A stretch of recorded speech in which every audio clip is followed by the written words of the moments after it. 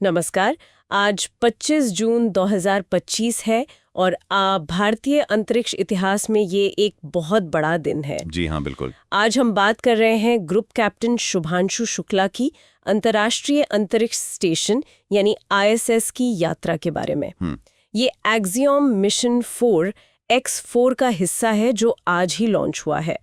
हमारे पास कुछ लेखों के अंश हैं, तो कोशिश रहेगी कि इस पूरी उपलब्धि के जो मुख्य पहलू हैं उन्हें समझें। बिल्कुल एक अहम मिशन है ये। तो शुरुआत करते हैं ग्रुप कैप्टन शुक्ला की पृष्ठभूमि से। उनका जन्म लखनऊ में हुआ 10 अक्टूबर 1985 को जी। और वो भारतीय वायुसेना के एक बहुत अनुभवी टेस्ट पायलट हैं।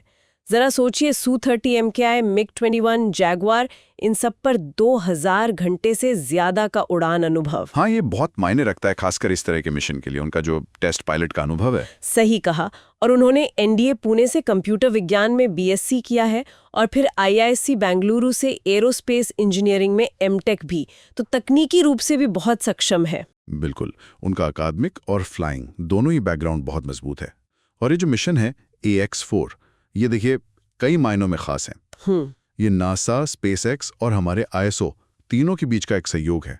और आज इसे नासा के कैनेडी स्पेस सेंटर से स्पेसएक्स के फैल्कन 9 रॉकेट पर लॉन्च किया गया। अच्छा, तो ये एक साझा प्रयास है। जी। और सबसे महत्वपूर्ण बात यह है कि राकेश शर्मा जी की जो 1984 की यात्रा थी, उसके पूरे 41 साल बाद ये भारत का पहला मानव अंतरिक्ष मिशन है। 41 साल, ये वाकई एक लंबा अंतराल है। बहुत लंबा।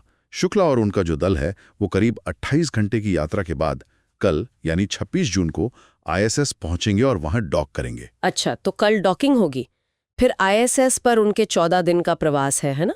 उन दिनों में क्या होगा? हाँ, 14 दिन।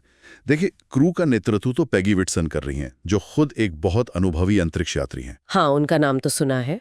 जी। और साथ में पोलैंड के स्लाओश उज़नान्स्की विस्निविस्की और हंगरी के टिबोर कापू भी हैं। तो ये पूरा दल मिलकर करीब 60 से ज्यादा प्रयोग करेगा। 60 से ज्यादा? जी। और इसमें भारत के भी 7 प्रयोग शामिल हैं। ये मुख्य रूप से माइक्रोग्रेविटी यानी सूक्ष्म गुरुत्वाकर्षण के प्रभावों का अध्ययन करेंगे। अच्छा, जैसे किस तरह के प्रभाव? जैसे कि फसल के बीजों पर क्या असर होता है, माइक्रो एल्गी हैं, टार्डिग्रेड्स हैं, वो बहुत छोटे सहनशील जीव होते हैं।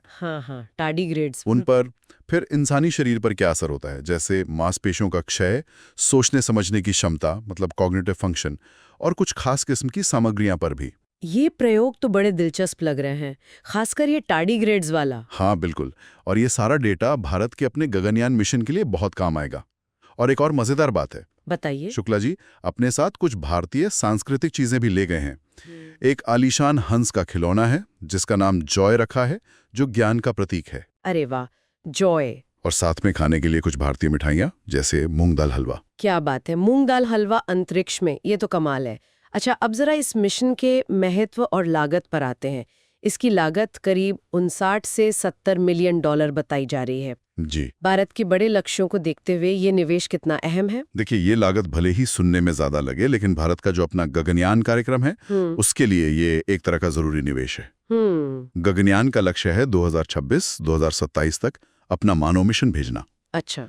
तो X4 से जो अनुभव मिलेगा, जो डेटा मिलेगा, वो गगनयान के लिए आप कह सकते हैं अमूल्य होगा। अच्छा, तो ये गगनयान की तैयारी का एक हिस्सा है? बिल्कुल। प्रधानमंत्री नरेंद्र मोदी ने भी इसकी प्रशंसा की है। कहा कि शुक्ला की यात्रा 1.4 अरब भारतीयों की आकांक्षाओं को साथ ले गई है। और ये भारत की जो लंबी योजनाएं हैं, जैसे कि अपना स्पेस स्टेशन। हाँ, 2035 तक स्पेस स्टेशन और 2040 तक चंद्रमा पर इंसान भेजने का लक्ष्य, उन सबको ये मिशन आगे बढ़ाता है। और सोशल मीडिया पर भी मैंने देखा काफी उत्साह है। लोग X वगैरह पर लिख रहे हैं कि 41 साल बाद ये मौका आया है। स्वाभाविक है, एक लंबा इंतजार खत्म हुआ है। तो अगर हम संक्षेप में कहें तो शुभांशु शुक्ला का ये मिशन सिर्फ 41 साल के गैप को ही नहीं भर रहा, बल्कि ये भारत के अपने गगनयान कार्यक्रम और भविष्य की बड़ी अंतरिक्ष योजनाओं के लिए एक बेहद महत्वपूर्ण कदम है। बिल्कुल सही कहा आपने। ये एक नींव का पत्थर साबित हो सकता है। बिल्कुल। और ये हमें सोचने पर भी मजबूर करता है ना। किस तरह से? जैसे ये जो प्रयोग हो रहे हैं टार्डिग्रेड्स पर, माइक्रो एल्गी पर, और भारत के जो दूरगामी लक्ष्य हैं, चांद मिशन, स्पेस स्टेशन, इन सबको देखते हुए आने वाले दशकों में भारत अंतरिक्ष विज्ञान में किस तरह के अनोखे योगदान दे सकता है? क्या खोजें हो सकती हैं? हाँ, ये एक दिलचस्प सवाल है। बिल्कुल।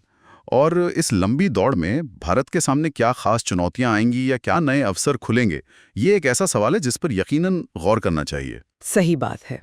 भविष्य की संभावनाओं पर सोचने के लिए एक अच्छा बिंदु है ये।